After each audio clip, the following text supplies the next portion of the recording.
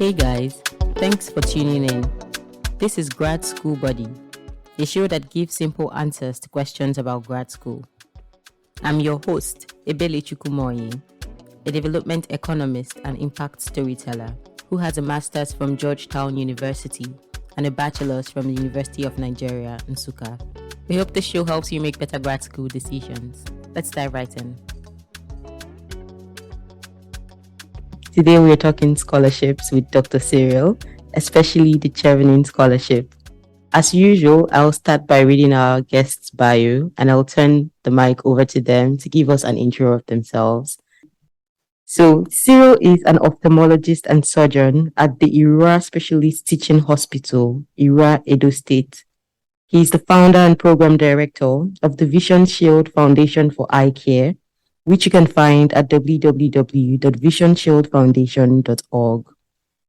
He is also a Chevening scholar and was part of the 21-22 cohort at the Queen Mary University of London. He studied global health systems, theory and policy. He is the coordinator of Ophthalmology Society of Nigeria, ISTH chapter, and the former secretary and immediate past chairman of the Young Ophthalmologist Forum of the Ophthalmology Society of Nigeria. It's really exciting to meet you, Cyril. And again, like I said, my sister has told me a whole lot about you. And when she listened to episodes of the podcast, she was like, you just have to talk to Dr. Cyril. So can you please tell us about you so that the guest and the audience can get to know who you are? All right. Thank you, David. Now I feel like I have to live up to a certain height since if she has said a lot about me. I only hope I can do that. Thank you for the invitation and thank you for having me. Professionally, I'm an ophthalmic surgeon. I work as an ophthalmologist in the Specialist Teaching School. Excuse me. The IRA Specialist Teaching School is a federal tertiary hospital in a semi-rural area in those states, which serves about 4 states. Most of us would have heard about the IRA Specialist Teaching School because the Center for Excellence for Management of Viral Hemorrhagic Fevers in Nigeria and champions the eradication of Lassa fever, Ebola fever, and other hemorrhagic fevers in Nigeria. I am lucky to practice IRA in the Department of Ophthalmology.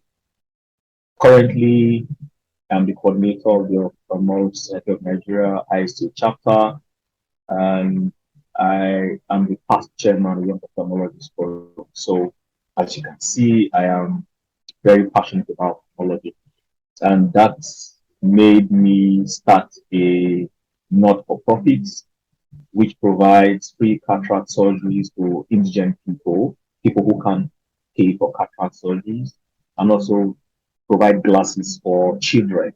This is because cataract surgery is one of the most effective surgical interventions for blindness, and unfortunately, because we do not have a robust health insurance system, we have a lot of people who are needlessly blind, like cataract or the cataract surgery.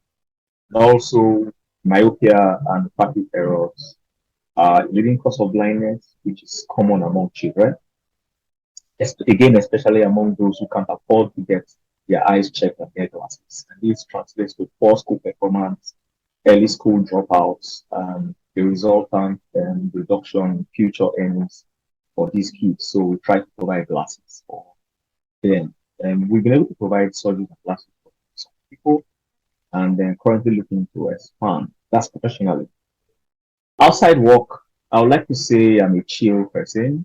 I think a good day for me would be just to watch good movies, read good books, just chill with friends. I like to think I am funny. Everybody thinks I'm funny anyway, but I like to think I'm funny. Yeah, that's just in a nutshell. Thank you so much, Cyril, for sharing. First of all, as a funny person myself, I would judge how funny you are today. But I also feel like you shared a lot of things that have roped you in and have given me a lot of questions to ask you, specifically your work as an ophthalmologist, but also something that you talked about that I think is really important is the project that you have for people to get surgery, especially cataract surgery. These eye care problems, they can also escalate pretty quickly. So I think it's really great work that you're doing. And I have questions about that to ask you as well. number one, it's not every medical doctor who gets a master's degree. So how did you get to that point where you were like, okay, with all the knowledge that I have now, this is something else that I wanted to do? And how did you pick what you wanted to do? Like, can you please walk us through the process of either what you were thinking or how you had to, or what you had to do in terms of actions to get to going to Yeah. Queen Mary? So thank you very much. I initially never thought I was going to do a master's degree. Okay, let me start from undergrad. I was lucky. I think I am lucky to be one of those few medical doctors who had a head start in terms of knowing what they wanted to do once they get out of medical school. And most times, most people actually wait to go through rotation post and after graduation before honing down a particular specialty that they love. As for me, I knew I wanted to be an ophthalmologist pretty early in undergrad. And so it was easy for me to get out of school, go through my my rotation as a house officer and my youth service, my compulsory rotation and youth service, knowing that I was going to do ophthalmology in residency. And so it was easy for me to focus. But I never had the thought of a master's run through my head. All I wanted to do was get through ophthalmology training, get a fellowship, further training in ophthalmology, and then start practicing. And so during residency training, I realized that there were a lot of things I didn't know as regards access to eye care. And so I started thinking of how to better provide eye care services in terms of training for trainee ophthalmologists and providing eye care services for people who couldn't afford um, eye care. It's funny that not until you get to the system, you realize how expensive some eye health seeking behaviors can be. You would expect that being a federal tertiary hospital, things should be affordable. And then you realize that yes, things are affordable compared to the private sector, but even as affordable as things are in the federal hospital, some people still fall below the ability to get access to such services. And so that kickstarted my desire to start a not-for-profit with a couple of friends and then reinforced my desire to get the fellowship. And then when we started the foundation in 2018, it was mainly out of pocket. And then I realized that in getting care for people who needed these services which we were providing, we didn't have a private hospital to get these services to patients. We needed the goodwill of members of the public and also partnership from the teaching hospitals, which we were approaching for care. And so we realized that we had to curtail with our health systems, the bureaucracy in our health systems, the willingness and unwillingness of certain parties or certain procedures to enable us get these things off the ground. And that got me thinking about how to improve health system strengthening, how to improve our health systems in Nigeria, how to get our health systems to function better, how to provide health care for people who deserve it without breaking the bank. In short, generally universal health care in terms of access, in terms of provision, in terms of outcome. And that made me start thinking of getting a master's degree. Initially, my plans were to finish residency, get a fellowship, and then get a master's degree. Yeah. And so I finished my fellowship and got into public practice and then started hunting around for a fellowship. And fellowships at the time, not even up to now, are not cheap. Funding is limited and they're very competitive. So 2019, 2020 saw my 2018, 2019, and earlier part of 2020 saw my email box littered with a lot of rejection letters. My email inbox looked like cemetery, a graveyard for letters rejecting me from fellowships. And it gets to a point where you have a lot of rejection letters, you start questioning your competence and your suitability for this dream that you have. So 2020 was the height. I got a rejection letter that practically told me I was unfit for the training they were going to provide me. And so I decided to take a U-turn and change paths. And so I decided to move my master's forward and then move my fellowship till after my master's. The idea was my master's would make me more qualified for a fellowship. And so I chose to apply for a master's. Again, I met the same issues I had with fellowships, funding. But thankfully, masters had more funding opportunities than a fellowship opportunity. And so I decided I did some research. I knew I had to get full funding, and this had to be either the Bolter Fellowship, the Commonwealth Fellowship, or Chevening Fellowship. And so I applied for both the Chevening and Commonwealth Fellowships because their timeline for application and feedback fell in line with the program, with the plan I had. And then both the Commonwealth and Chevening Scholarship did not require you to have a confirmed admission letter or a confirmed admission status with any of the schools you were planning to go have your master's degree. So that gave you some time to pursue admission while also pursuing your scholarship. And so I applied for both the Commonwealth and Chevening Scholarship in 2020. And coming from the past 2 years where I had a lot of rejection letters in terms of fellowship, I actually did not.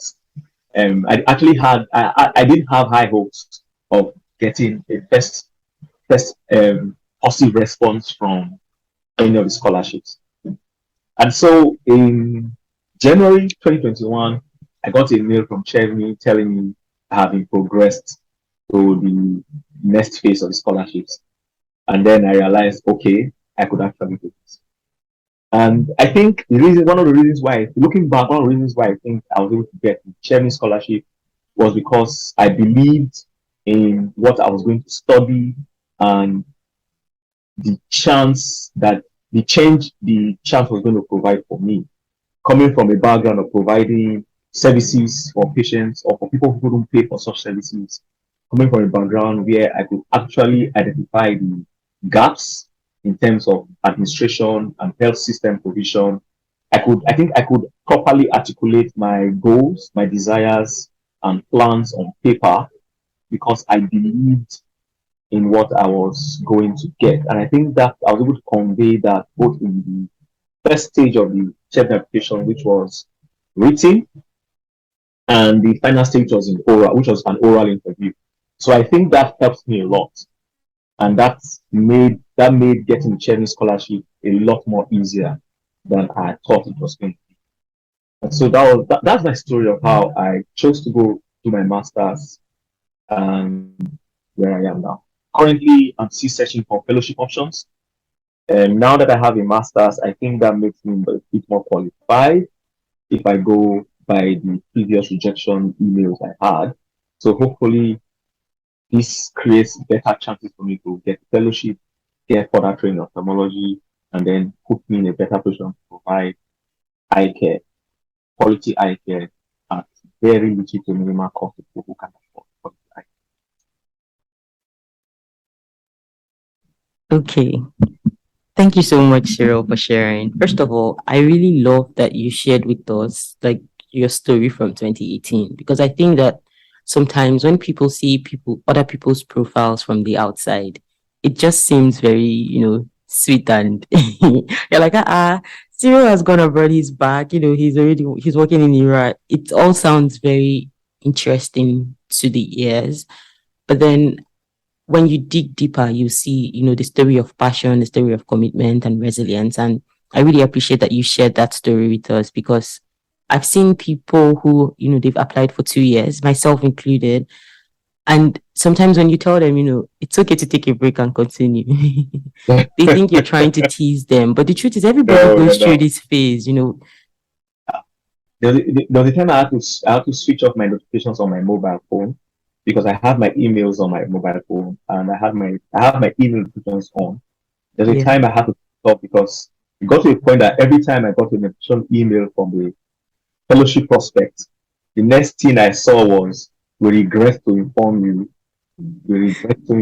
So it became like... When did you switch from? Because there's a part when it's very painful and then it switches to being very funny and then it goes back to being very painful. I think in 2019, earlier on, coming from fellowship training Yeah. where you had almost no issues, kinda, and then immediately after my fellowship training, I got a short-term 3-month fellowship to India for surgical training, and so I came back. I got sponsorship to a conference in America. I came back, so I was on the high of approvals, back to back approvals for what it seemed like anything I applied for, I got approval for that. And so when the first rejection letter came, it hit like a brick, like it felt very different from having Dr. yes, Cyril, you can't hear me, but I'm laughing. it hit like a brick. It came from a yes, yes, yes, yes, and then it became a slew of no. You're like, no, no, no, no, no, no, no, no, no, no, no, no, no. For the whole of 2018, 2019, it was all no, no, no, no, no, no, no. And then I had to switch off my notification because it became very painful. But then It how got to did a you point. deal with it? Like the rejections? Because I know I'm laughing Yeah, at you, but I'm laughing at you because I really relate. But yeah, there's a way you've just been through a system where you have never really been fully rejected and you get your first yeah. real no, you're That's not full booked. reject.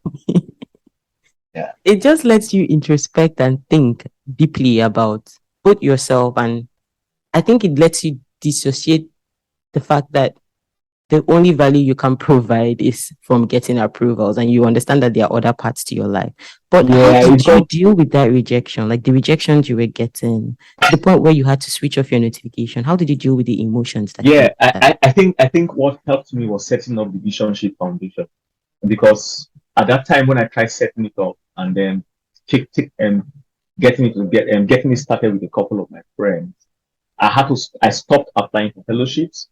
I stopped looking at fellowship options and focused on getting Vision Sheet started. And I think at the time, I think that was early 2019, towards the end of 2019. I got more involved in the Young Ophthalmologist Forum and the Ophthalmology Society of Nigeria. That's when I became the chairman of the Young Ophthalmologist Forum in 2019. Yeah. And at the back of that, I just stopped. I just got off the position of secretary. So I got involved in some other things, which took my time and served as an opportunity for me to use the Vision Sheet to provide care, because at that time, Vision Sheet collaborated with Young Ophthalmologists Forum to provide glasses for children in JAWS, provided cataract surgeries in ERA, specialized through University of Port Harcourt, and provided cataract surgeries in Lagos State, provided cataract surgeries in Auchi. So it kept me busy. So I'm grateful for the fact that in 2019 we had partners who provided opportunities for us to work, and then took my mind off the fellowship options or fellowship search and application, because applications for most of the fellowships are very, very, very tiring and tasking. You have to write 500 words statement of purpose, 500 words statement of intent. You have to do a lot of stuff, research. So it took me away from all that, and I think that deal with helped me deal with the rejections I had initially. I think that helped, because looking back, if I didn't have such distractions, I'm sure I would have fallen for that I don't know, will I say is a hole or a trick where validation becomes what makes you think you are competent, or what makes you think that you are as good as you think you are. But I think that's what happens most times when you get a lot of rejections. You start looking for that validation that reassures you of your competence and of your abilities, kind of. I don't know if you understand what I'm trying to say. Yes, I do. And I completely agree with you. Like for the listeners, one thing Dr. Cyril has shared that I really agree with is that you turned your attention away from the rejections and you kind of fed into the things that, number one, you could put yourself into 100%, like the Young Ophthalmologist Association and Vision Shield. And that makes every sense, because I think even just focusing on Vision Shield, you talked about how that also helps you later on when you decided to keep applying for master's programs. So it made very, very great sense to me. Thank you for sharing. And Thank you. something else that you talked about that I'm curious about, you said that when you were applying, there were so many scholarships. We talked about, like Chevening, Commonwealth, and how you finally decided on Chevening and Commonwealth. I was wondering if there was a criteria that you had because, there are so many scholarships out there. And if you focus on all of them, you might suffer from information overload and end up doing nothing. So, how are you able to just have a laser focused view? What was your Okay. selection criteria for these scholarships? Okay. Yeah. I think first things that helped me initially was the fact that I knew I was going to come back to Nigeria. So the scholarship wasn't a jackpot route for me. And so that helped me look for that helped me because most scholarships that are available fully funded requires you to come back to the country. For example, the Volta scholarship, the Commonwealth scholarship, and the Chevening scholarship require that you come back to the country for a period of time. You must remain in the country for a period of time. And so that condition didn't phase me. And most people who need scholarships, funded scholarships as a jackpot route, may find that those scholarships that require you to return to the country of origin after your schooling outside the country, not then off your list. So for me, and that wasn't the problem. So that kind of broadened the list of scholarships I needed to pick for. Then secondly, I knew I didn't have one kobo to fund my schooling outside the country. So I needed a fully funded scholarship. Fully funded scholarships include scholarships that provided your transportation to and fro your country of study, a monthly stipend, and then paid your full tuition. And that narrowed the list down to three: the Volta, the Commonwealth, and the Chevening. Also, these three scholarships catered to my field of specialization. Not many scholarships cater to people who want to do medical related scholarships. The Commonwealth and Chevening caters to a very wide range of undergraduate categories, and while the Volta scholarship caters to only the ophthalmic or ophthalmology related master's program. And so, since I wasn't going to do an ophthalmology related master's program, the Volta scholarship was not off the list. And so that left me with two scholarships that provided fully funded coverage.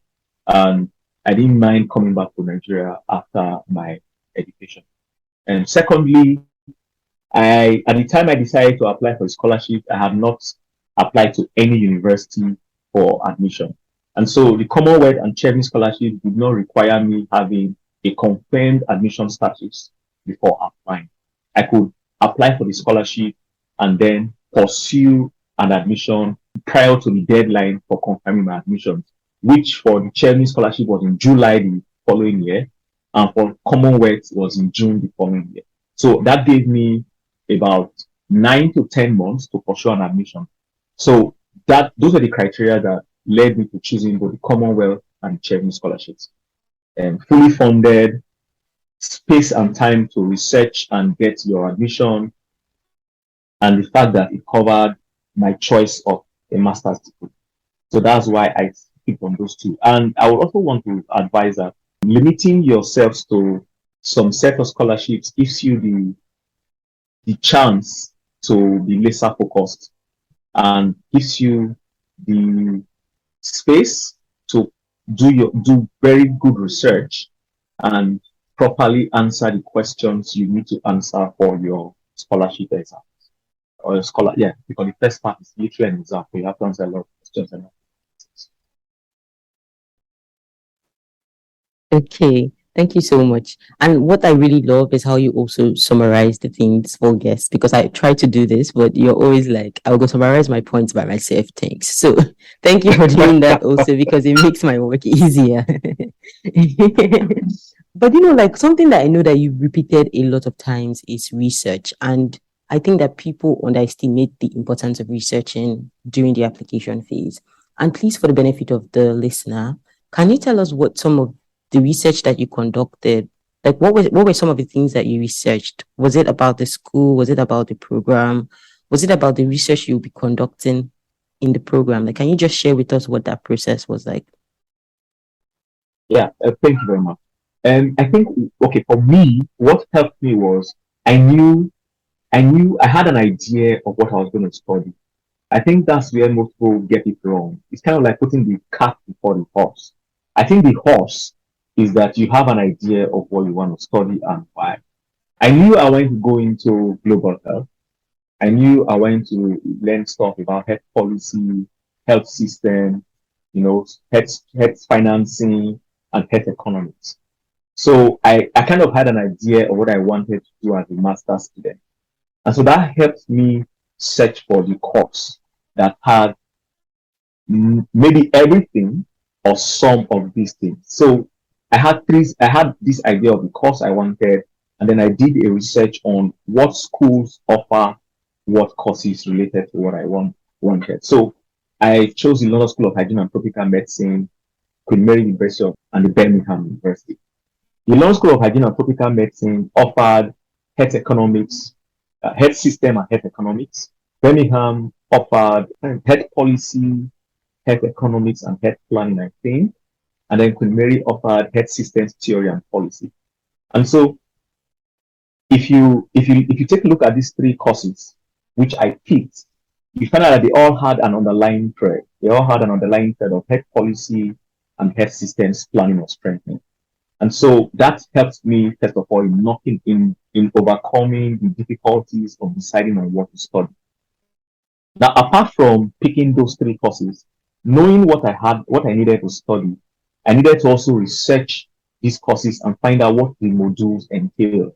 Which of these courses had modules that played to my strengths in terms of passion relating to what I wanted.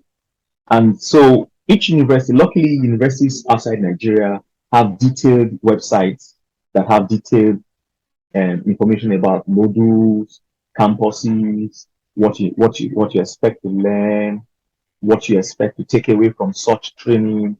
And so it helped too in determining if these courses that I found in these universities were the right fit for me.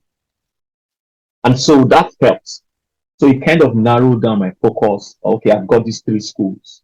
I've got these three courses. These are what these courses offer. And I think they fit my plan. That was the first part of my research. Now, the second part of my research was then the scholarship proper. So I think I took about 2 to 3 weeks. I went through every part of the Chevening website, from the landing page, welcome page, to scholarship FAQs and everything regarding scholarship. Thankfully, Chevening scholarship, you have about 3 months to prepare and apply. Scholarships open in August and end in November. So that's August, September, October. That's about 4 months. So you have time for the Chevening scholarship. And just at the Chevening scholarship end, the Commonwealth scholarships open. And so I had time to go through the Chevening website. And then after going through the Chevening website, I then set up an account. And then I went through the questions that they needed us to answer. And then I went back to the net. And then I scoured the net for people talking about their experiences on answering Chevening essays, applying for the Chevening scholarship. And that took me like a rabbit hole. From one article, you go to the next, then you go to a YouTube video, go to a blog. And I think preparing to start my Chevening process took me about 6 weeks.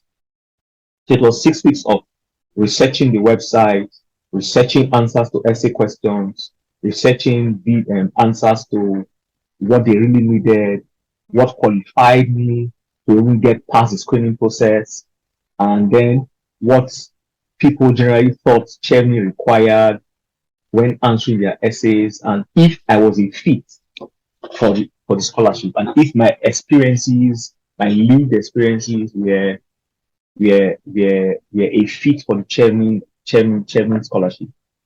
And it turned out that most of the things which I was doing because I liked doing them, things that which I loved doing, because I actually I didn't have an eye for scholarships when I was doing most of the things I was doing, like training, teaching, getting involved in the OSN, setting up an NGO, advocating for residents and stuff.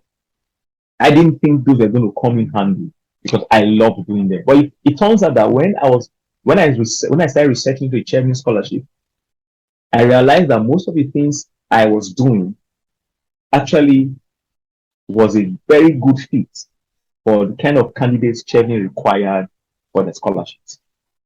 And so writing an essay or writing essays for the scholarship, for the Chevening scholarship, was easy because I had a lot of options to pick from. And that meant that when I got to the interview stage, I had fresh answers for my interview questions. And I think that helped. And that was where the benefit of research came. For the Commonwealth, Commonwealth is a little bit different from Chevening in terms of what you needed for answers to their questions. But it was still the same process. I took about 4 weeks. I think the experience from Chevening scholarship helped me shorten the time to prepare for the Commonwealth. So it took me less than the time I took to prepare for Chevening scholarships. It took me about 3 to 4 weeks, about 3 to 4 weeks before I started my Commonwealth application. So the importance of research cannot be overstated, really, and because it gives you an idea of what the scholarship body really wants. And because you find some people who do not actually have an idea of what, for example, the Chevening essays, I can speak to that because I was successful for that. And so I've seen essays that do not actually answer what Chevening wants in their essays. They are good essays, good English language, good sentence structure, good write-up, but they do not actually speak to what Chevening asks for in their essays. And most times you find that these people haven't actually taken time to go through the Chevening website. For example, because the Chevening website has answers to almost every question you have as regards the Chevening scholarship. I think that's one website that provides almost every answer you need for the scholarship. And if you take 2 weeks, it took me 2 weeks to go through the whole website. So I think 2 weeks is a good time to go to the Chevening website and get your answers before going back to the net and YouTube to get answers to specific questions that the website will have. So one thing that you talked about again that I think is very important is the need to dedicate as much time as possible. When I tell people like dedicate 1 month or 2 months to even just your essays, it seems as if you're being too extreme, or dedicate it to writing TOEFL or GRE. But the truth is that the more time you give yourself to plan, the better for you. And before I move on to asking other questions, I would give a brief recap of, the points that you have noted. So you said that your research was twofold. In the first place, you researched about the programs themselves, the academic aspect, but then you also researched about the scholarship. And for the academic aspect, something that helped you was you knew what you wanted to study. That was the first part. But then the second part is that knowing what to study helped you pick the schools that offered courses that were kind of related to where you wanted to study. And the third thing you did was that when you found those schools, you studied their modules to understand how they fit into your plan and especially how they worked with your strengths. And I think all these were very important steps that people should definitely not overlook. And then on the scholarship part, you said that you spent 6 weeks, which I think is a very impressive time. And I think that goes to show why your application was successful. You spent 6 weeks in total preparing for the Chevening scholarship. You spent the first 2 to 3 weeks looking at the sites, understanding the FAQs, going through the homepage, the application process. You also shared with us that the Chevening scholarship is open from August to November, in case people are interested in marking their calendars for next year. You said that you set up an account and you took note of the questions, and then you went online to see how other people had kind of navigated this area, had navigated this phase of their lives, and how it exposed you to lots of YouTube videos and essays. Definitely, I know that YouTube videos helped me when I was applying. And then you talked about the things that you were also doing that you felt were very helpful towards your application, your teaching, your advocacy, Vision Shield. Yeah. And then you talked about how that helped you in writing your essays because it was your passion. And so my question for you right now, and then most importantly, one thing that you said that made a lot of sense was that the knowledge you had from applying to Chevening made it easier to apply to Commonwealth because then you spent less time. And I think that just goes to show that the more you do things, the better you become. So please, dear listener, like the beginning phase of applying might be very hard. It might be very daunting, but the more you do it, the easier it becomes because you kind of learn the ropes and you know what you're searching for. And one thing you talked about a lot was how, you've been through this process, you've understood it. And so when you see essays that have what Chevening is asking for, you kind of you're able to identify them. Do you mind sharing with us, what the ingredients for cooking a good essay would be? Like if somebody were to write an essay that we would say, okay, yes, like this could give you a chance to progress from the screening phase to the next phase. What are good things to add to those essays? Okay, so I'm going to use one of Chevening's essay questions. One of Chevening's essay questions is, why did you choose to study in the UK? Right? That looks like a no-brainer question. But what Chevening actually is asking for is, why did you, because you're going to have, in your Chevening application, you're going to have to list 3 schools in order of preference, but these are in no means binding. You can always change them before your interview. So you list 3 schools in your Chevening application. But what the essay says, why did you choose to study in the UK? Most people do not realize that Chevening is asking you to tell them why you picked 3 schools out of the mammoth of schools the UK has. And then why do you pick that course out of the millions of courses that the UK universities offer? And why do you pick the location of the campus?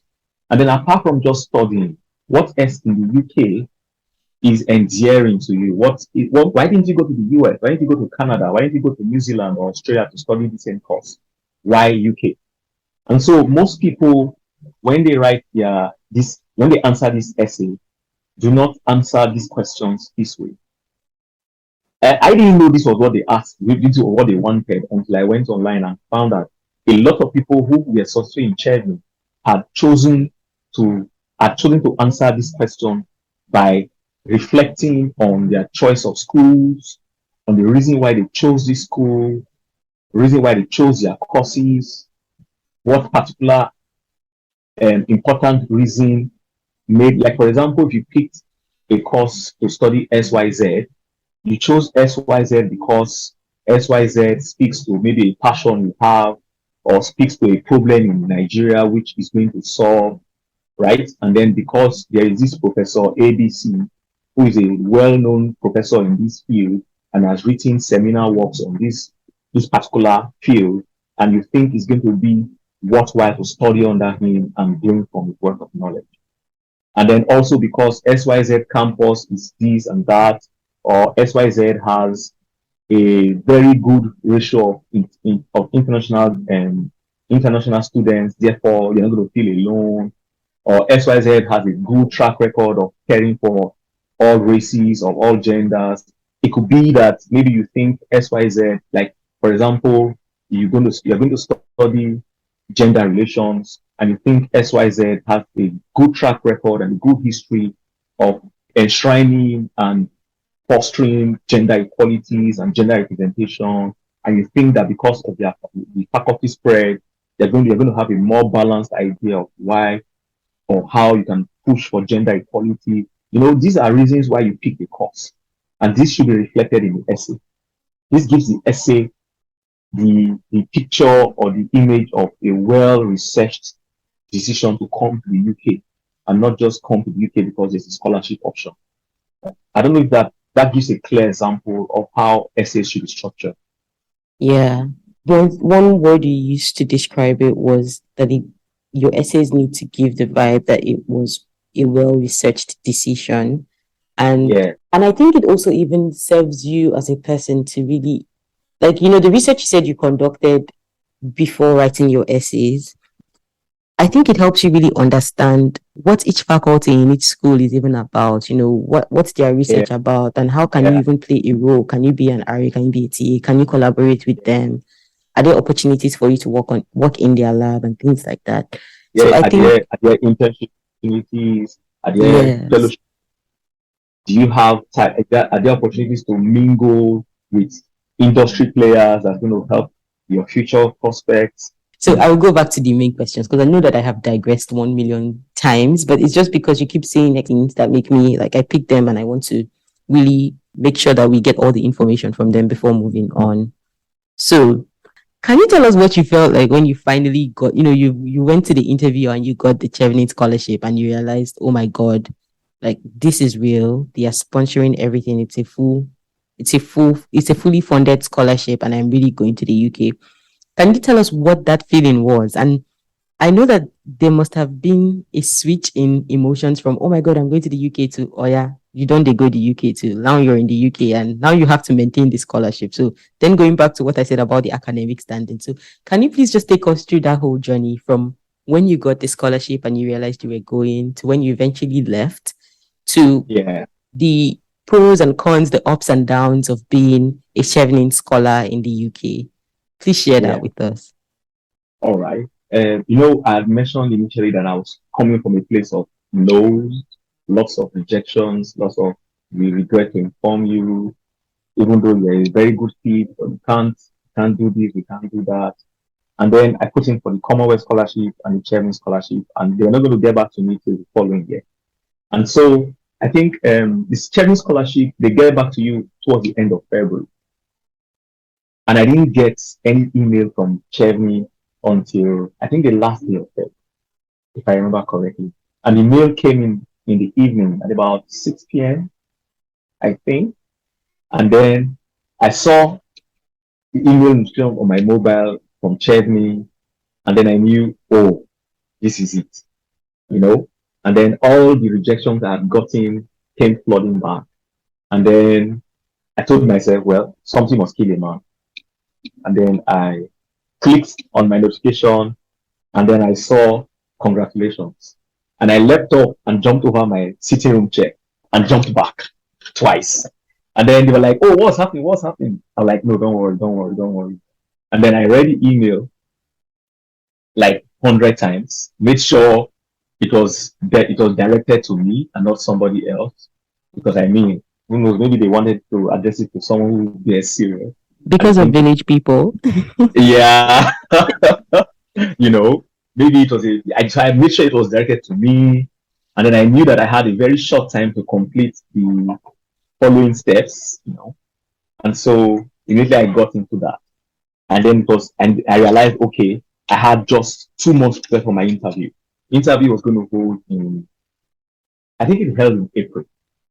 April or May. Held in May, I think. Held in May, yeah. But I knew I had a very short time to prepare for my interview. So, excuse me. And I knew I had to do research for interview because what I researched was for the essays.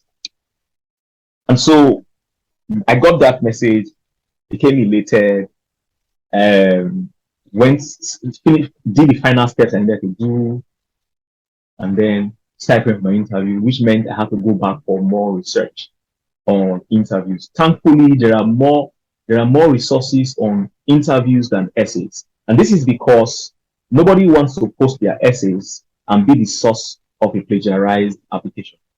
And so you actually have to figure out most of the things you want to write for your essays. However, for the interviews, a little bit more different because it's an oral thing. There are mock interviews on YouTube.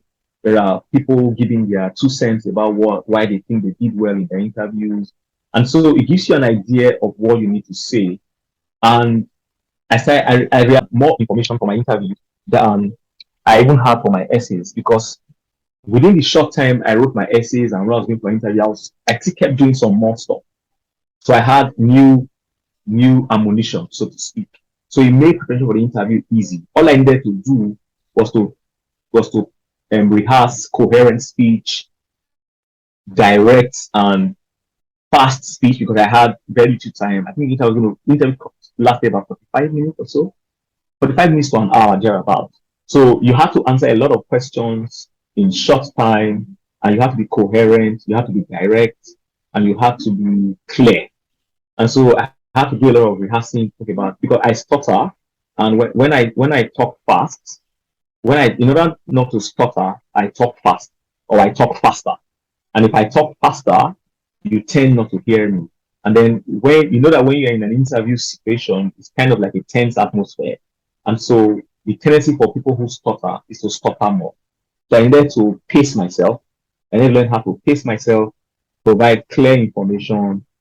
Um, I also needed to be very careful about nuancing my information so that it reflects my environment and not just talk about stuff because I wanted to talk about stuff.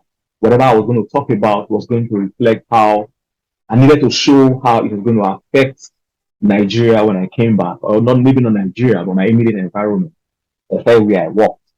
And so it took me about another 6 weeks or so to prepare for my interview. And then went for the interview. Interview went well, went very well. And then I knew in my heart of hearts that I was going to get it. But so that village people will not also do what they want to do, I was still forming where now God get power, now God get power. And so I didn't get my notification, I think, until July. It came in I was successful. I needed to do some stuff. And then one of the things I needed to do was to confirm my university admissions. And so we did that. And then the confirmation letter came towards the end of July. And when it came, it took me about 10-15 minutes for it to register that I had gotten a fully funded, prestigious scholarship to the UK. It took a full 10 minutes to register. And then when it did register, I realized that, wow, the last 1 year, because I think it took about 1 year to process and everything, from August 2020 to July 2021. That was about a year. And then I realized that, yeah, I was going to the UK for a 1 year fully funded scholarship. And I guess I can say it came full circle at that point. And yeah, I was happy. But after that time, I just felt like, okay, I've grown like 5 inches taller. I mean, you're talking to a Chevening scholar. I was 5 inches taller. Nothing to tell me. Oh, All I had to shit. do, yeah, all I had to do was just get my visa and get to the UK and study. Thankfully, Chevening Master Scholarship does not have any academic prerequisites for you to maintain. And what it has some terms and conditions which involve mainly maintaining the status of your visa. A work, which is student visa, means you can't work more than 20 hours a week during term time. You can't enjoy government funds. You can't enjoy any other scholarship. So all you needed to do was just maintain those terms and conditions, and you were good. There was no academic performance tied to the scholarship. So, but it didn't mean that you will go there and then not represent Nigeria. You must represent Nigeria. You must try to do well. After all, Nigeria will carry last. But just maintain your visa conditions mainly, and your scholarship was guaranteed to continue. That was the main thing. And I think also Chevening encouraged you to enjoy your time in the UK, which meant that to travel, do stuff, just basically enjoy yourself in the UK. That was about it. So academic prerequisites for maintaining scholarships were not there. Just maintain your visa requirements. That was the main thing. Okay, so first of all, Dr. Cyril, you had a very long process and you were very patient because from what you shared with us, this went from August to July. So Yeah. I'm sure it involved a lot of, if you do one phase, you just get on with your life and be patient with it. So Yeah. as always, I would like to share some of the things that you shared with the house. Number one was that you did more research for the interview. Again, we can never underestimate the importance of we can never underestimate the importance of research. So you researched to understand like, okay, what was involved in the interview process. And it was easier to find that since like it was an oral interview and people were not afraid of plagiarism in general. Yeah. And you said that two things that you found very important are number one, you learned to pace yourself, which I agree with. I think everybody who has gone through an important interview process has felt that feeling of anxiety, or it's a mixture of everything, anxiety, fear, joy, everything boo. So definitely learning to pace yourself. And then the importance of nuance was also something else that you shared. Need to nuance your. Yeah. And then you also talked about, some of the prerequisites for maintaining a Chevening scholarship. And he said, even though there are no academic prerequisites, they want you to maintain the conditions of your student visa.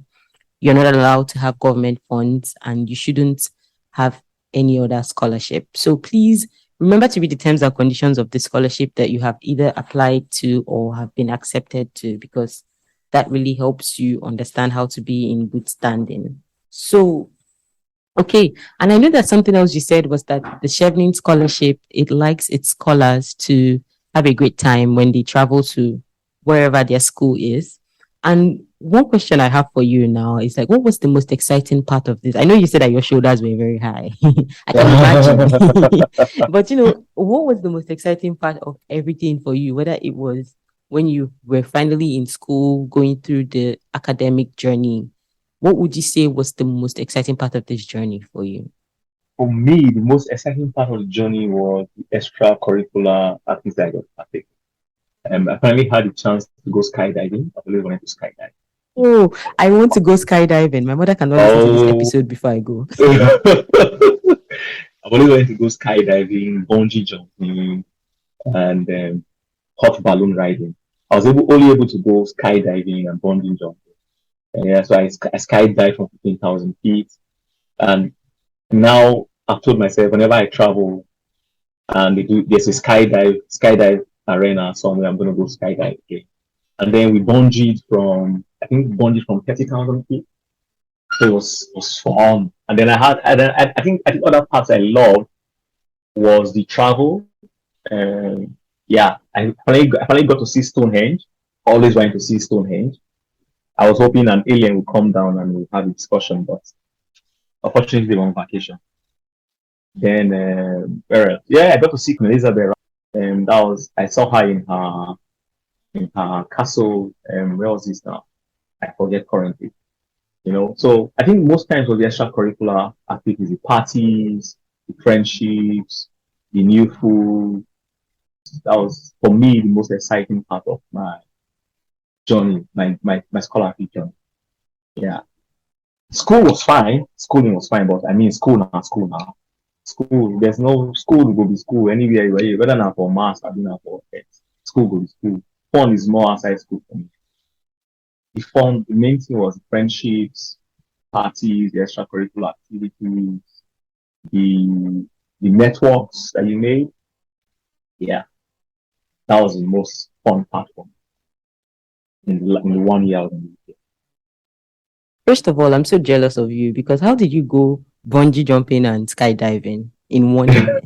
And you still traveled. Oh yeah, yeah, we traveled. I didn't travel out of the UK. I traveled within the UK. Yeah. Um, but it was fun. It was fun. It was really I'm fun. glad you had a good time because I think sometimes, when you get into the master's program, it's very overwhelming. And if you don't raise your head to do small Well, enjoyments, yeah, it will yeah, just be yeah. over. It was overwhelming when I got in. Global health. I think the school's global health program is more like a social science program in that coming from medical background where yes is yes, no is no, and every other thing is in between. Evidence tells you A causes B and A causes B really. You go for a program where everything is nuanced, there's no white or black, everything depends on how you argue your points, and everything depends on what the evidence or literature is talking about. You kind of struggle initially, because you can't just come and say, for example, you can't just come and say all research from the global north is accurate. I mean, it may look accurate, but why do you think it's accurate? Or if it's not accurate, why do you think it's not accurate? You have to provide a nuanced, critical analysis of why you think what is happening is why it's happening, which is different from medicine. Medicine, you test everything, you test every hypothesis, you get your answer, and then you go with the evidence. So it's kind of overwhelming initially because my MSc degree was at variance with my medical background. Was in as much as I had a medical background, it really didn't come to bear in my degree because what I was doing was different from where I was coming from. So initially, it can be overwhelming You are given a material to study. It's about 50 pages. You need to read that before your next lecture. And that's not the only module you have on that day. You have like maybe like 2 or 3 modules. So you have like a cumulative 150 pages or 120 pages or sometimes 90 pages to study and create notes for to be able to participate effectively in the teaching seminar. So it's kind of overwhelming initially until you get the hang of it. So most of the things I did in UK weren't done in my first 3 months. I went to the UK in September. I don't think I actually made an attempt to go enjoy the UK until December. So September, October, November, I was struggling to find my feet, struggling to get into a routine, struggling to get the hang of high volume social sciences reading and application of critical thought and analysis to a lot of these things I was being given, you know. So it took me a while to settle down. And but good thing is that when you hit your stride and you hit a routine, oh man, it became fun, it became fun. Okay, so definitely telling everybody in advance, it can be overwhelming. But Yeah, one day you will find your routine and you will ease into it. And it will be okay, hopefully. If not, yeah, I'll tell you guys where Dr. Cyril lives. it'll be okay, it'll be okay. I think most people do not expect to find it overwhelming and such. And so they're really taken aback. And they're Yeah. like, did I make the right decision? Have I beaten more than I can chew? But I can tell you that yes, first of all, you're going to be hit a wave of loneliness. You're in a city where you're most likely like in my school, I was in my group. In my group, I was the only Chevening Nigerian scholar in my class. There were other Nigerians, but they were not born and raised in Nigeria. They were born and raised maybe in Canada, UK. So initially, when I came in, I had to isolate for 10 days and all that COVID-19 wahala. So in the first 1 month to maybe almost 2 months, before you get around to knowing your classmates, you can be hit with a wave of loneliness. And so with the wave of loneliness or wave of isolation combined with the amount of work you need to do, it can be overwhelming. But if you're lucky to have family and friends in the UK that provide that needed social support, then you may not have such struggles initially. For me, I struggled initially for the first few months, and because you need to make friends. In making friends, you need to be very aware of how their own environment has shaped them. I mean, you're in Nigeria and I meet you anywhere in the world. All I can do is say, how far, how you day, shake hands, and we just start rapport, you know. But I cannot meet someone who is not African or Nigerian, who doesn't know what half far is, who doesn't know what bless you the mad, you know, it's different. So You're getting some, into trouble because you've asked somebody, be like, say they're mad. you understand, you know. So yes, so initially, if you're not ready for that, it can hit you smack dab in the face and make you feel like you're in the wrong position. So I think I would like to tell everybody that don't expect, it can be rosy for a lot of people, yes, but do not feel that you are alone when you come into a new country with a different cultural stock than you are used to.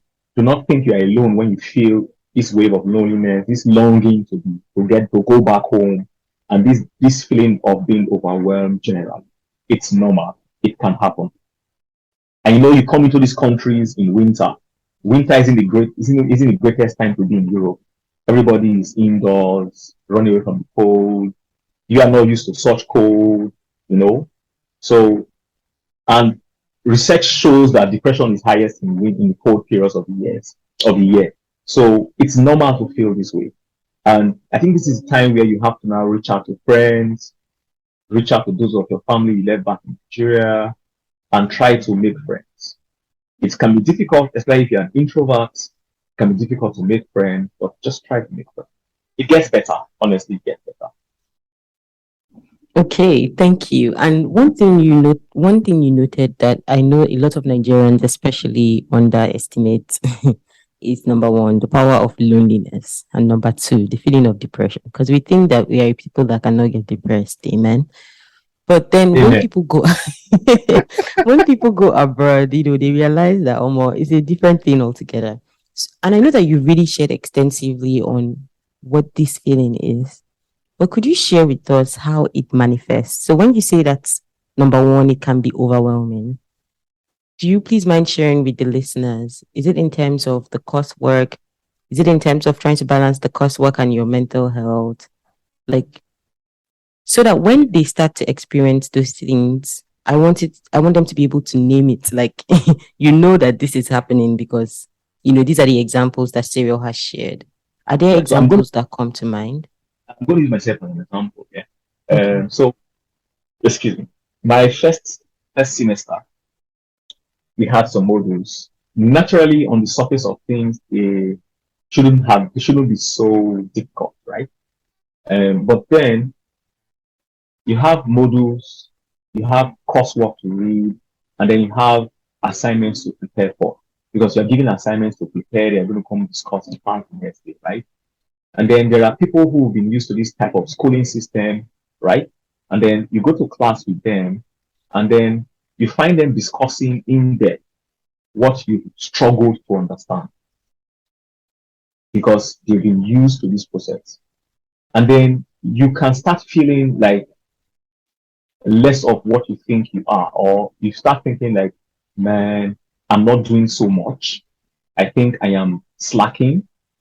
And then you are now tempted to put in so much work into doing this stuff you think you're slacking at the time while neglecting other parts that are beneficial for your mental health, which includes stepping out of your room once in a while to walk around and talking with people, just generally mingling with people. And so you find yourself devoting more time to bookwork, neglecting other parts of your life.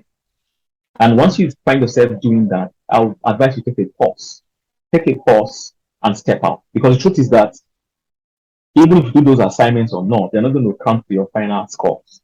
The main thing is to be able to get your final assessment in properly, and you always have time for your final assessment. So you actually have time to go through the coursework before writing your final assessment. So I would say if you notice you're spending too much time on your book work than necessary, because not because you are enjoying it, but because you're scared of being left behind, take a pause. You really do need to take a pause because if you don't, it's going to be a vicious cycle. Finding, you're going to keep telling yourself you're not good enough and then struggling to meet up and struggling to do so much work and then not being able to meet up. And then in the end, there's no satisfaction. And then you start telling yourself you're not good enough. And then your self-confidence starts dropping and it worsens. So if you find yourself paying so much attention to book work, not because you are enjoying it, but because you want to earnestly meet up, then please take a pause and step out and just go have a good time. Just go enjoy yourself and come back and see. I promise you the book will wait. It's not going to go anywhere. And I promise you it's not going to have an effect on your final scores or final assessment scores. If you find that every time you go to classes, you find it hard to talk to people, not because that is who you are, but because you feel like you're not good enough, then take a pause and find someone to talk to. Thankfully, most universities have counselors and places that you can go for help. One of the most devastating or debilitating self-sabotage, or not let me not say self-sabotage, one of the most devastating or debilitating things that can happen to someone is the belief that people out there are better than you are. The truth is that what you see is a facade. Until you get to know the next person, you cannot conclusively say you are doing far worse than the other person. Whatever you see is a facade that everybody puts up. Everybody puts up a facade that they want the other person to see. And until you get close to that person, you really can't see past that facade. So do not judge yourself based on the facade that you see being put up by that person. And if you think that you are not as good as that person, then please talk to somebody, maybe a friend, a counselor, just talk to someone. And then if you find yourself rejecting opportunities or chances to go out and just unwind because you are scared of mingling, not because maybe you're an introvert. I understand introverts may not want to go out. I understand there are people who just like their own company. That's fine. But if you are this outdoorsy type, outgoing type, and then you suddenly find yourself being apprehensive about going out or mingling, then please talk to someone. It means that you are becoming overwhelmed with the workload or with being fresh in a new place or a new environment. Just talk to someone. I find that talking to someone helps. It could be your family, it could be your friend, it could be whoever. Just talk to somebody. And the good thing is that you're not the only person going through this. And until you talk to somebody, you're not going to be so much aware of the fact that somebody else is going through whatever you're going through. So talking to somebody helps. Talking to somebody else. And again, I cannot restate how important it is for you to take time off whatever is stressing you and just unwind. Thank you so much, Dr. Cyril, for digging into your own life and sharing with us, how this manifested for you, and what you did to deal with it. I again agree that grad programs are very weird in the sense that you meet a lot of very different people. And like you say, there's always, that extra layer of everybody pretending to have it all in order. And it's so easy to feel that you're the outlier. Like there's something wrong with you. There's a reason you're not following in class. There's a reason you're behind on your reading. So definitely thank you for sharing and letting people know that they are not alone. Please reach out to people, reach out to your friends, or even journal. Journaling is something I know that has really, really helped me. So it might be that you're going through something today. If you write about it today in a year's time, you would find out that a lot of your worries are smaller in retrospect than they were at the time. So definitely finding a healthy way to cope with all of this is very important. And thank you for sharing the way you specifically coped. Okay, I know that we have reached the 1 hour mark and we have officially run out of time. But if you don't mind, I have three more questions. And after that, I promise I won't do any side question. No more hustling by the side. I would just stick to the program. One question, one of my last questions for you now is, you've been through this process and you're able to then have the advantage that a lot of people do not, which is looking at things retrospectively. So, thinking retrospectively, what would you have done differently to make this entire process either easier for you, or it could be easier or more impactful or different? What is something that you noticed when time was almost up, where if you had been given more time, you would have done something differently? Yeah, first thing is I would not have stayed in uni accommodation. I realized that Sorry, you wouldn't have. stayed in uni accommodation. Okay. Yeah, I think that staying in uni accommodation for postgrad alienates you the more from meeting people. Because I realized that if I had stayed off campus, I would have come out earlier than I did come out. Because like I said initially, I struggled in the first 3 months of being in UK in terms of adjusting to the weather. Even though I love the cold, I love winter. I think winter was one of my best times in UK. I love winter, but meeting people was difficult initially because I had to, like I told you, I had to struggle with the social sciences aspect of the course. So I found I was paying too much attention to bookwork for the sake of bookwork, not because I was enjoying it. And then until I realized I needed to enjoy what I was studying before I could know what I was studying and understand what I was studying before it made sense to me. So I think staying in uni accommodation for postgrad is not a good idea. It's a personal opinion. Other people may hold different opinions to that. So looking back, I would have stayed off campus because then I would have been forced to meet people and I would have been forced to go out sooner than I did. And maybe that would have reflected in how quickly I was able to settle down into enjoying my coursework initially. What else would I have done? Traveled more. I would have traveled more. There's always time. Initially I didn't realize there was time, but there's always time. So I would have traveled more. I would have traveled some more. Then what else would I have done? I think academically I would have stuck to instruction. My first semester, I tried to be very creative in my essays. Yeah, so I didn't score as much as I hoped I would have scored. I hoped I was going to get distinctions in my first semester. But I only out of 4 modules I got distinction. The other two were merit scores. But the reason why I got merit scores was because I tried to be too creative in my essays. And I realized that if I had just stuck to instructions about the essays academically, I would have done better. So my advice to you is do not be like me. Do not try to be creative. If your instruction says write about A and B, please write about A and B. Because second semester, I learned from my first semester. Second semester was a breeze. Essays were easy to write, had all distinctions in my essays. And so retrospectively, I would not have tried to be very creative in my first semester. I think those are the three things I think I would do differently. Okay. So the three things Dr. Cyril has left with us today is that, he doesn't 100% suggest staying in postgrad accommodations. No, I don't. He would travel more and he would learn to write his essays according to the prompts with less creativity. Okay. Yeah. I've learned that too.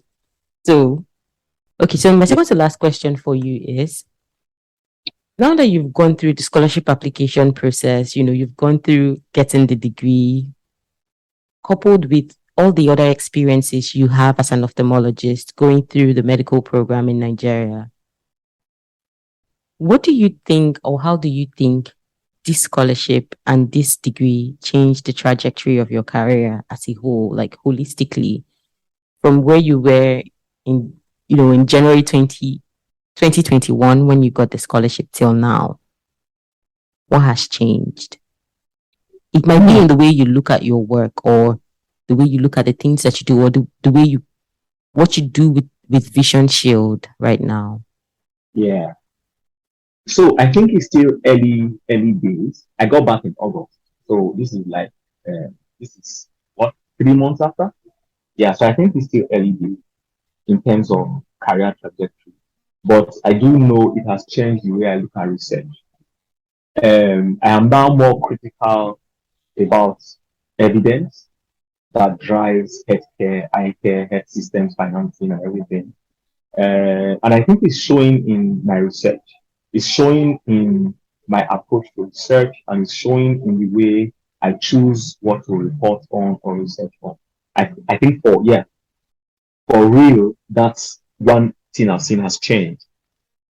It has changed the way I view evidence generation, evidence dissemination, evidence reporting. And I'm now more critical about application of evidence and source of evidence in terms of tests. It's also made me realize that going forward, for example, for Vision Shield, it needs to be embedded in a health system program that guarantees its longevity, far away from financial sustainability, but longevity in terms of what its goal is, its mission is, and what is going to provide. But for career trajectory, I think it's still early days. I'm trying not to get drawn into this vortex of looking for jobs based off on the MSc. Excuse me. Because first of all, um, there are a lot of them out there. You need to decide on which is a good fit for you, career wise. How does it fit into your long term goals and all that? So I'm taking my time regards that. Thankfully, I'm back to my post before I left the UK. So I've got a job and focus on currently. So I'm not looking to change careers in the immediate future, but that doesn't mean everything is still dynamic, but still early days yet to comment on how it has changed my career trajectory. But in terms of practice, especially with regards to use of evidence in generation, dissemination, and reporting, it has definitely changed the way I look at it. I'm now a little more critical about it. Critical in the sense that I ask questions about how it was generated, how nuanced is it, can I apply it to my practice, is it beneficial to me, and all that stuff. So I think that's where I am at that now. Maybe in a year's time, we have discussion again. I can give you a better discussion on, or a better or more robust answers on how I see how it affected my career. But for now, practice wise, yes. Trajectory wise, yet to be seen. Okay, thank you so much. And I think you actually did give me a very robust answer because I felt the same way after my degree. I had started something doing my NYSC, and after I went for my master's and came back, I think I had more clarity. And I think clarity is part of the journey. So that was Yeah. actually a very robust answer. You telling us about how that has influenced or impacted your research. I don't think anybody will expect you to say that you have built a skyscraper in 3 months unless they want to be honest. So thank you for sharing that. And my Yeah. last question for you. So one thing this podcast tries to do is to create, I don't really think a lot of younger Nigerians or younger Africans in general really had or have formidable mentor or mentorship system. And so I want this to be somewhere where younger people can come to draw either knowledge or inspiration. And so I usually end by asking my guests for a random advice for them for their younger selves. So if you could advise younger Cyril, who maybe just got admission to study medicine or who was Yeah. just about to finish his undergrad in medicine, what would you Yeah. tell them? Just it can be about life, it can be about career, it can even be about love. See, anything at all. It Yeah. can be about anything that you want to tell them. Could you mind sharing? If I was to give myself advice starting med school again, I would say your values are valid, stick with them. Because your values are what make you you. Especially when those values may not seem popular at the time. They're not what is mainstream at the time. But stick with them because whoever determines what is mainstream has the power of balance, has the balance of power in their favor, and may not always be the right thing. So if your values have helped you so far, then stick with them. Especially if your values do not harm your neighbor and do not seek to create obstacles in the path of your neighbor. If your values are for self growth, for discipline, and for success, then stick with them. You may not see the benefits of what your values are now, but 10 years down the line, they will start giving results and they will mold you into the kind of person you see yourself being. So stick with your values. Okay, so dear listener, please know your values and stick to them and do not let the world define what those values are. I would add that understanding what your values are will always make you remain or understand what it means to be true to yourself. So that even when you lose your way, you will always know Always where find. home is and you can always come back. So thank you. Thank you for ending on that note. And Dr. Cyril, I know that there are people who have listened to this who really, really feel connected to what you have shared or who would either want to collaborate more with you or to reach out to find out more things. If you're comfortable with them reaching out, do you please mind sharing with us where they can find you or how they can reach you? And if you also want to share with us, like the kind of fellowships that you're open to, who knows? Fingers crossed. Yeah, yeah, I mean, of course, the world is a village, and it takes a village to raise one child. So right Exactly. now, I'm the village child right now. So come and raise me, please. I'm in need of raising. I beg you. I'm a shoulder pad brother, please. No, I've removed the shoulder pad. Though. I don't have shoulder pad again. Don't let my helper hear you. Hold on, now come. At the best help with shoulder pad. Please, my shoulders are down. Okay, Okay. so if you want to reach me, you can reach me on LinkedIn. Just search me out on LinkedIn. Send me a mail, send me an email, or send me a connection request, and I would connect. That's about the easiest way to reach me. Send me an email on LinkedIn. Then you can just send me a connection request on LinkedIn. Then we can go from there. That's one. Then I'm open to surgical fellowships in ophthalmology. Is anybody who has a spot open for me, please hit me up on LinkedIn, and I'll be glad to follow up. Okay, and one last thing that I really want to ask you. I know say I say no more last questions, but this one is very, Yes. very, very important because as you were talking Yeah. about Vision Shield, I went and I looked at it and I don't really think that you have told people enough about what you do. So do you mind sharing with us?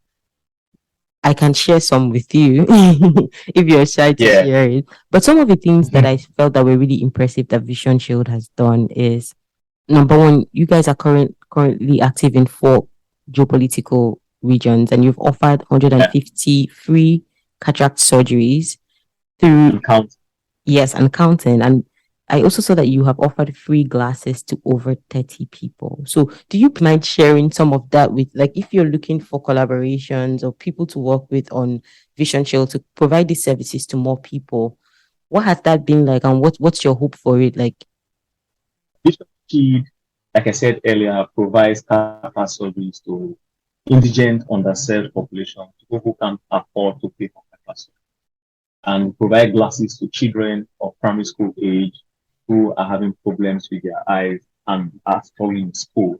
And what we normally do is we hold screening outreaches, and then we identify people who have cataracts and can't pay for them. And then in our partner hospitals, we are currently in partnership with the Imperial Teaching Hospital, University of Port Harcourt Teaching Hospital, Lagos University Hospital, and then some other private hospitals where we can provide surgeries for these patients at no cost. So that's what we do. And that falls under one of our programs called the Genesis program. The Genesis program looks to partner with well-meaning individuals, corporate bodies who provide the funds to provide cataract surgeries for patients who can't pay for them. If you're interested in being part of the Genesis program, please hit us up on the website www.visionshieldfoundation.org or send a mail to contact@visionshieldfoundation.org. That way, we'll get a mail from you and then we'll reach out. One of our other programs is Cover. Cover is an initiative to train trainee ophthalmologists and nurses in cataract surgery. We are currently having that program in the Grad Teaching Hospital. We've trained about 7 residents and 5 nurses so far. And currently, the efforts of Vision Shield are funded through pockets of the various co-founders.